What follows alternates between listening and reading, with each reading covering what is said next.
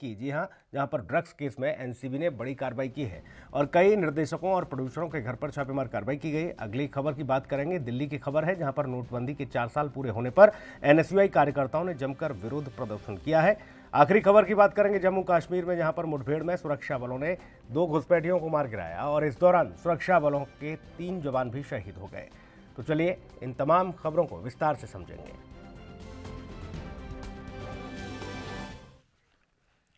सबसे पहले बात मुंबई की एनसीबी की करेंगे, जहां पर बॉलीवुड अभिनेता सुशांत सिंह राजपूत की मौत के मामले की जांच सामने आए ड्रग्स एंगल में एनसीबी की छापेमार कार्रवाई जारी है। जांच एजेंसी ने मुंबई में बड़ी कार्रवाई करते हुए बॉलीवुड के कुछ बड़े निर्देशकों और प्रोड्यूसरों के घर पर छापेमार कार्रवाई की है।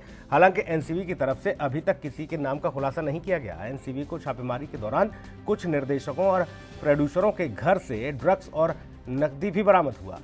जानकारी के मुताबिक लोखंडवाला, मलाड, अंधेरी और नवी मुंबई में अभी भी छापेमार कार्रवाई जारी है। तो वहीं एनसीबी की टीम ने इस्माइल शेख नाम के एक ड्रग्स पैडलर के साथ 4 अन्य लोगों को भी गिरफ्तार किया है। इनके पास से बड़ी तादाद में ड्रग्स बरामद हुआ है। बताया गया है कि जिस ड्रग्स पैडलर को टीम ने गिरफ्तार किया, उसने बॉलीवुड के कई नामचीन लोगों को ड्रग्स की आपूर्ति करने की बात स्वीकार की है। इसके बयान के आधार पर ही एनसीबी ने यह कार्रवाई की है। माना जा रहा है कि जल्द ही एनसीबी की टीम इन निर्देशकों और प्रोड्यूसरों को समन भेज सकती है।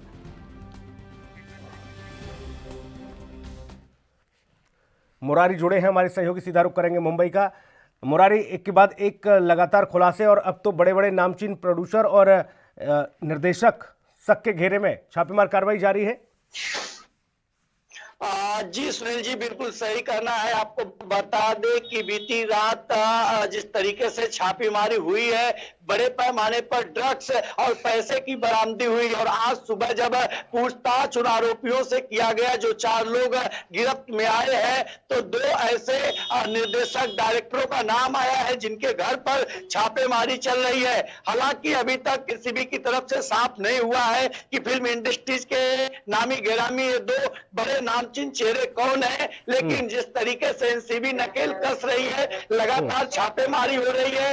मुंबई से सटे अगर न्यू मुंबई की बात करें तो यहाँ पर भी छापेमारी है। मुंबई के लोखंडवाला जो अंधेरी के इलाके में है, यहाँ पर भी छापेमारी है। तो 2 से 3 जगहों पर छापेमारी चल रही है और बहुत जल्द ही इस नए मामले में एक बड़ा खुलासा देखने के लिए मिल सकता है। सूत्र बता रहे हैं कि बॉलीवुड से कई ऐसे चेहरे हैं जिनके पर्दे उठ सकते हैं। जी सुनील, मुंबई के कई इलाकों में छापेमार कार्रवाई की गई है और इन इलाकों में जो छापेमार कार्रवाई की गई वो बड़े बड़े नामचीन निर्देशक और प्रोड्यूसर बताए जा रहे हैं, जो सीधे तौर पर बॉलीवुड से जुड़े हुए हैं। जो इस्माइल शेख करके जो व्यक्ति पकड़ा गया है, वो जो ड्रग पैडलर, उसने इन लोगों को ड्रग सप्लाई किया था।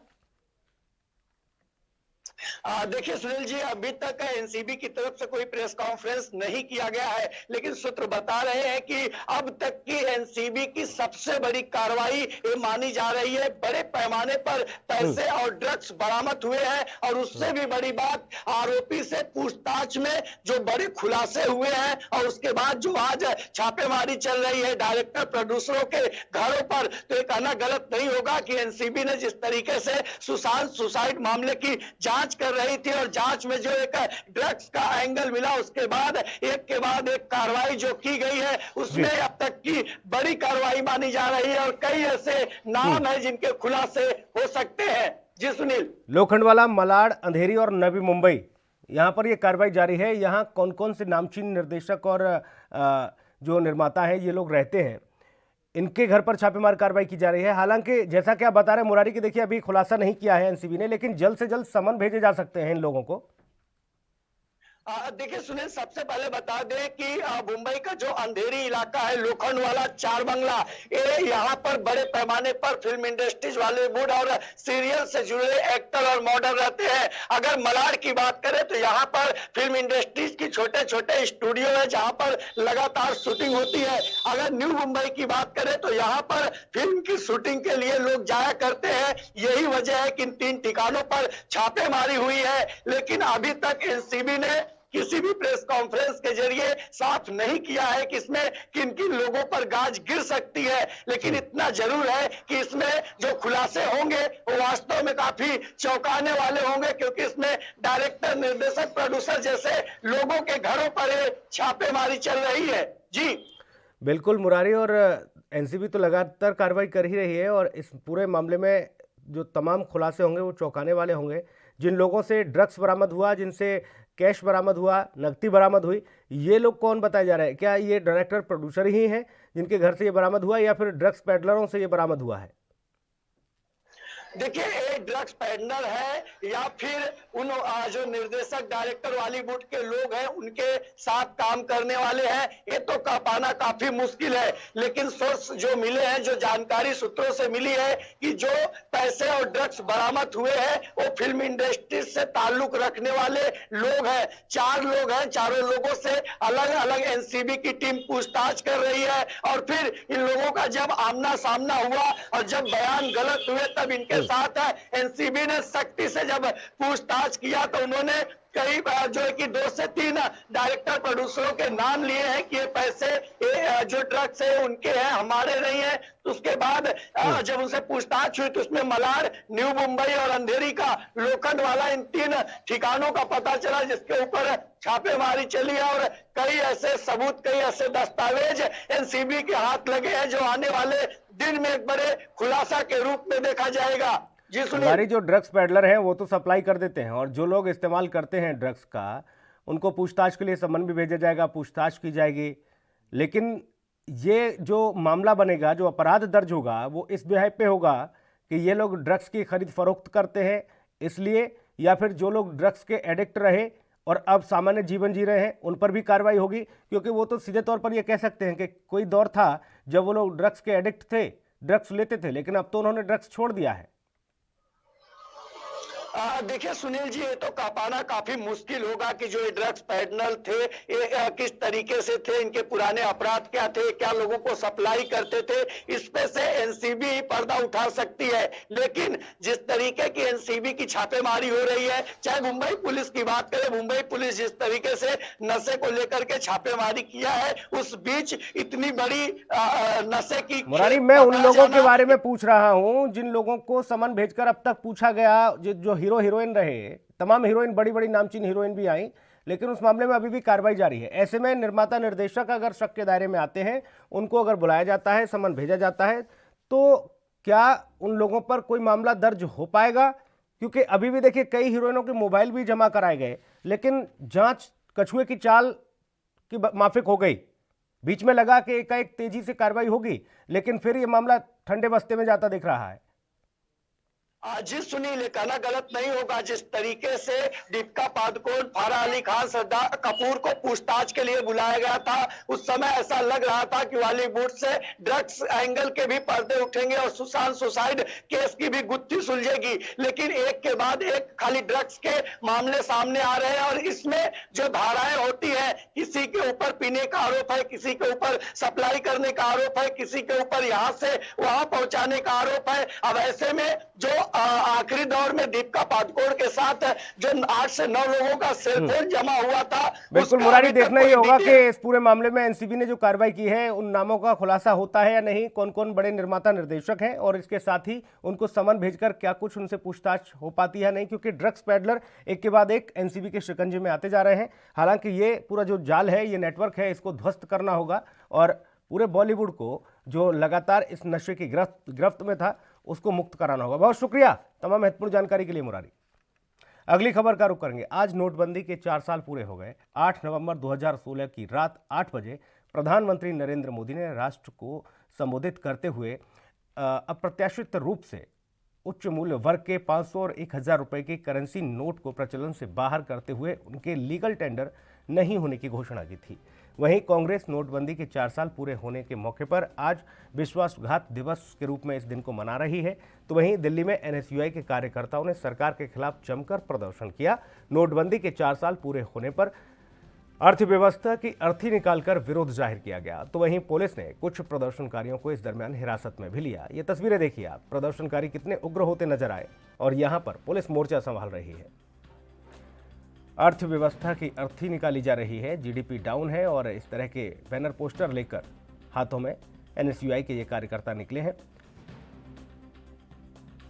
ये दिल्ली की तस्वीरें हम आपको दिखा रहे हैं जहां पर सरकार को घेरने की कोशिश की गई। नोटबंदी के 4 साल पूरे होने पर अर्थी निकाली गई है। विश्वासघात के नाम से इस दिन को मनाया जा रहा है।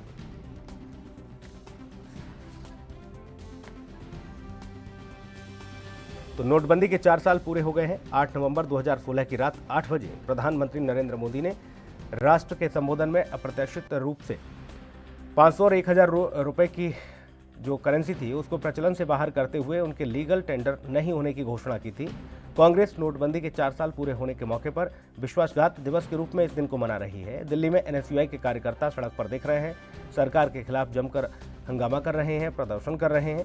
नोटबंदी के 4 साल पूरे होने पर अर्थव्यवस्था की अर्थी निकालकर विरोध जाहिर किया जा रहा है। तो वहीं पुलिस ने भी प्रदर्शनकारियों को रोकने की कोशिश की है। इस दरमियान कुछ प्रदर्शनकारियों को हिरासत में भी लिया गया। ये दिल्ली की तस्वीरें हैं, देखिए किस तरह से जद्दोजहद हो रही है। प्रदर्शनकारी लगातार अपनी आवाज बुलंद करने में लगे हुए हैं, सरकार को घेरने में लगे हैं, लेकिन पुलिस ने मोर्चा संभाला हुआ है। एनएसयूआई के कार्यकर्ता विरोध प्रदर्शन करते हुए नजर आए, हाथों में तख्तियां हैं, बैनर पोस्टर लेकर। इतना ही नहीं, अर्थव्यवस्था की अर्थी निकालते हुए एनएसयूआई के कार्यकर्ता सरकार को घेरने की कोशिश की जा रही है। कोई काले कपड़े पहनकर पहुंचा है तो कोई सफेद कपड़े पहनकर पहुंचा है, लेकिन सीधे तौर पर अर्थव्यवस्था की अर्थी निकालते हुए नजर आ रहे हैं।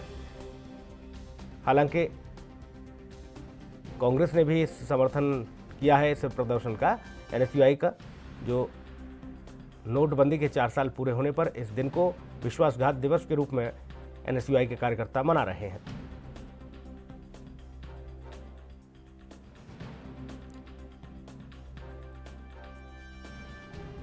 एनएसयूआई जो कि कांग्रेस की एक छात्र विंग जो कि सीधे तौर पर हंगामा करती हुई नजर आ रही है।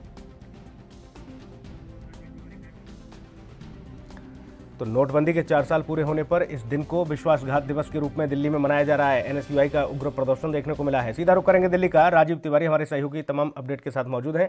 राजीव, अर्थव्यवस्था की अर्थी निकाली गई है, जीडीपी डाउन है, तमाम बैनर पोस्टर लेकर एनएसयूआई के कार्यकर्ता दिल्ली की सड़कों पर निकले हैं। 4 साल पूरे हुए नोटबंदी के, आज के इस दिन को विश्वासघात दिवस के रूप में मना रहे हैं।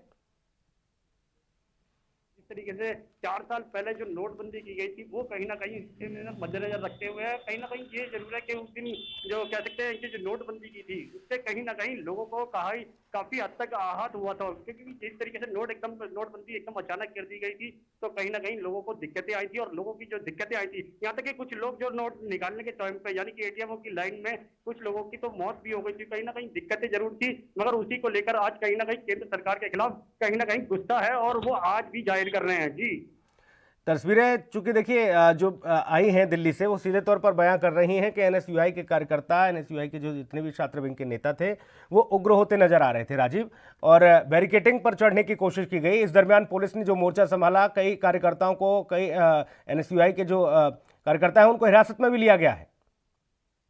देखिए बिल्कुल बता दें, जिस तरीके से कि जो एनएसयूआई के छात्र थे यानी कि जो कार्यकर्ता थे उन्होंने कहीं ना कहीं अपनी उग्रता दिखाई थी और कहीं ना कहीं ये जरूर करने की कोशिश की कि केंद्र सरकार ने जो इस तरीके के काले कानून जो लेके आ रहे हैं या फिर नियम लेके आ रहे हैं वो कहीं ना कहीं जनता के हित में नहीं है, और जनता कहीं ना कहीं इन नियमों से कहीं ना कहीं दुखी है और कहीं ना कहीं केंद्र सरकार को शायद इसका मैसेज भी मिल चुका है। और कहीं ना कहीं जिस तरीके से नोटबंदी एकदम अचानक से कर दी गई थी और कहीं ना कहीं दिक्कतें आई थी, वो कहीं ना कहीं इसके लिए कैसे सरकार जिम्मेवार है और जो सरकार को चाहिए था। राजीव बने रहिएगा, लौटूंगा ब्रेक के बाद। ब्रेक के लिए रुकना होगा, ब्रेक के बाद और तमाम पहलुओं को समझने की कोशिश करेंगे। वक्त एक ब्रेक का है।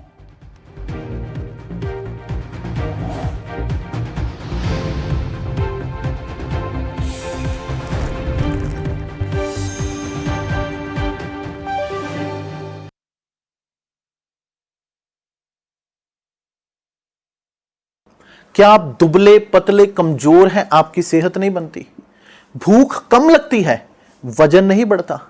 दरअसल मेन बात खाना पीना खाना नहीं है, मेन बात है खाया पिया लगना। और अगर खाया पिया लगेगा ही नहीं तो सेहत बनेगी कैसे? इसलिए हमारी संस्था सन्यासी आयुर्वेदा ने एक ऐसी दवा बनाई है जो कि आपके पाचन तंत्र को, आपके लीवर सिस्टम को ठीक करने का काम करती है, ताकि आप जो भी खाएं उसका पूरे का पूरा निचोड़ आपके शरीर को लगे, आपकी भूख बढ़े, खाया पिया सही से लगे, नया खून बने, हड्डियों में जान आए, वजन बढ़े, ताकत बढ़े, चेहरे पर नूर आए और आप मोटे, तगड़े, खूबसूरत पर्सनैलिटी के मालिक बन जाएं। यह दवा पूरी तरह से आयुर्वेदिक होती है। इसका शरीर पर कोई भी साइड इफेक्ट, कोई भी नुकसान या दुष्प्रभाव नहीं होता। लड़के, लड़कियां दोनों इसका इस्तेमाल कर सकते हैं और पहले 15 दिन के अंदर ही आपको इसका असर महसूस हो जाएगा। सिर्फ 650 रुपए की पूरे 1 महीने की दवा होती है और आप इसे घर बैठे 01145454545 पर फोन करके दवा मंगवा सकते हैं।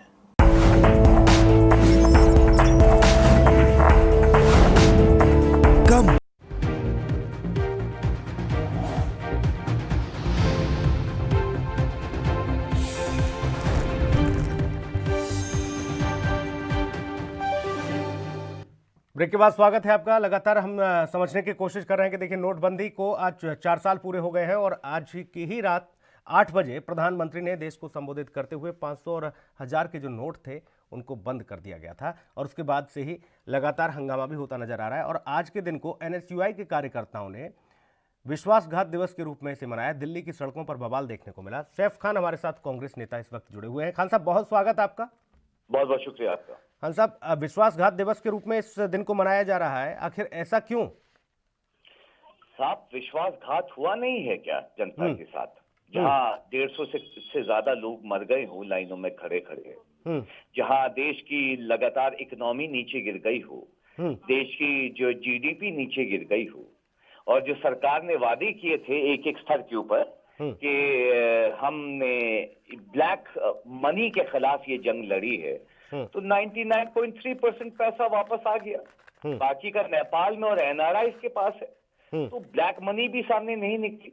हाँ, हमें देश में ये जरूर देखने को मिला कि जो है स्मॉल स्केल इंडस्ट्रीज हो गई या ऑल इंडिया मैन्युफैक्चरिंग ऑर्गेनाइजेशन ये कह रही है कि हमें जो है लगातार इतने लॉसेस हुए कि 60% रेवेन्यू लॉसेस, 47% रेवेन्यू लॉसेस हुए, उनकी जो है अनएम्प्लॉयमेंट के लॉसेस हुए, छोटी इंडस्ट्री, दुकानदार, हर जगह गरीब लोग जो है वो उसमें पिसा। हमने लाइनों में उन्हें खड़े हुए देखा सुबह से। लेकिन सत्ता पक्ष और सरकार तो सीधे तौर पर यह कहती है सैफ खान कि देखिए, विपक्ष के पास मुद्दा नहीं है इसलिए इस तरह की चीजें हो रही हैं। खिसियानी बिल्ली खंबा नोचे वाली स्थिति है। देखिए, भारतीय जनता पार्टी की जो भी स्टेटमेंट आती है वो अगर ये कहते, ये सिर्फ हवाई बातों पे यकीन रखते हैं। आज मैं ग्राउंड स्तर पे इकोनॉमिक हालात ये बताता हूँ कि आज -23.9% जीडीपी ग्रोथ है। इसके लिए तो कोरोना को जिम्मेदार बताते हैं वो।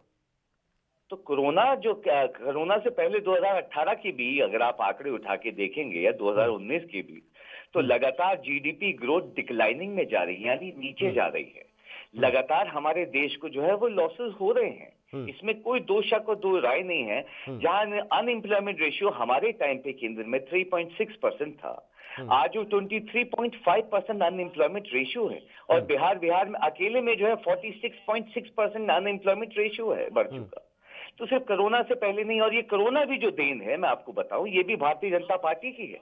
जब 30 जनवरी को पहला केस केरला में रजिस्टर्ड हुआ था और राहुल गांधी जी ने ये कहा था कि जो है देश को और सरकार को स्टेप्स उठाने चाहिए, उस वक्त अलग क्वारंटीन सेंटर्स अगर बना दिए जाते, क्योंकि बाहर से कोई प्लेन से आता तभी तो इन्फेक्शन फैला था।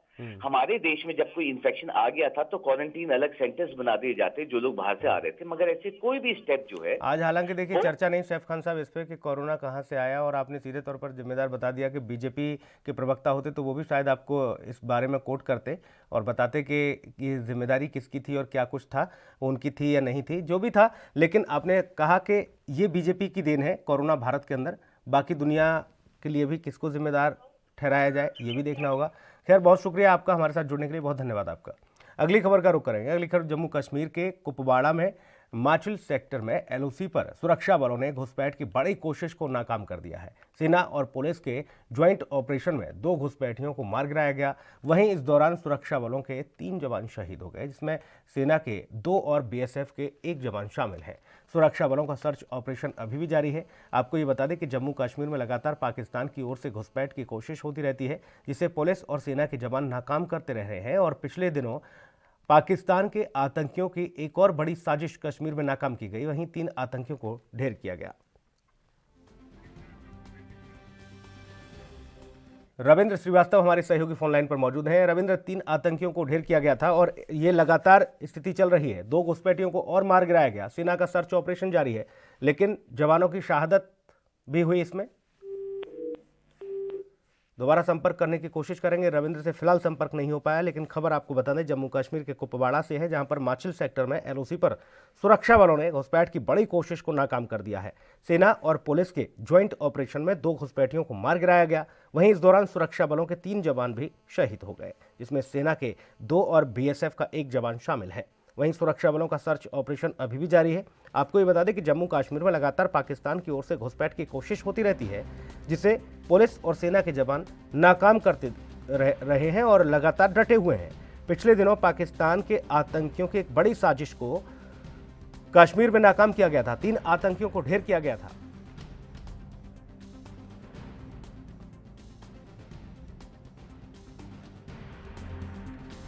जम्मू कश्मीर के कुपवाड़ा में माचिल सेक्टर में एलओसी पर सुरक्षा बलों ने घुसपैठियों की बड़ी कोशिश को नाकाम कर दिया। रविंद्र हमारे सहयोगी ज्यादा जानकारी के साथ मौजूद हैं फोन लाइन पर। रविंद्र, माचिल सेक्टर में एक बड़ी जो कोशिश की जा रही थी आतंकियों के द्वारा, वहां पर विजय पताका फहराया गया, 2 आतंकियों को मार गिराया गया। हालांकि एक बड़ी क्षति हुई, 3 जवान भी शहीद हो गए। जी बिल्कुल, देखिए कहीं ना कहीं जिस तरह से लगातार पाकिस्तान घुसपैठ की कोशिशों को अंजाम दे रहा है, खास करके जो खबरें आ रही हैं उसके मुताबिक बर्फबारी से पहले आतंकियों की बड़ी खेप जो है वो पाकिस्तान भेजना चाह रहा है। उसी के चलते पाकिस्तान ने आज माचिल सेक्टर में जो है घुसपैठ, आतंकियों की घुसपैठ करवाने की कोशिश की। हालांकि सर्द जवानों ने वहां पर घुसपैठ करते हुए आतंकियों को देखा और जिसके बाद उनको ललकारा गया और फायरिंग हुई, जिसमें एक आतंकी पहले ही ढेर हो गया। उसके बाद बड़े पैमाने पर जब सर्च ऑपरेशन चलाया गया तो उसमें बीएसएफ का 1 जवान जो है वो पहले ही शहीद हो गया और उसके बाद एक सेना का अधिकारी और 3 और जवान जो है वो शहीद हुए हैं। तो कहीं ना कहीं उसके बाद फिर जब सर्च ऑपरेशन चलाया गया तो एक और आतंकी जो है वो मारा गया। अभी भी ऑपरेशन जो है वो चल रहा है और आतंकी जो है उनकी तलाश की जा रही है कि अगर और आतंकी है तो उनको वहीं न्यूट्रलाइज किया जा सके। और घुसपैठ की बड़ी कोशिश जो है, क्योंकि भारी हथियारों के साथ जो है आतंकी घुसपैठ करने की कोशिश कर रहे थे, जिसको सुरक्षा बलों ने नाकाम कर दिया है। जी बहुत शुक्रिया रविंद्र आपका तमाम महत्वपूर्ण जानकारी के लिए। और इस बुलेटिन में इतना ही। बाकी खबरों के लिए आप बने रहिए एएनवी न्यूज़ के साथ। नमस्कार।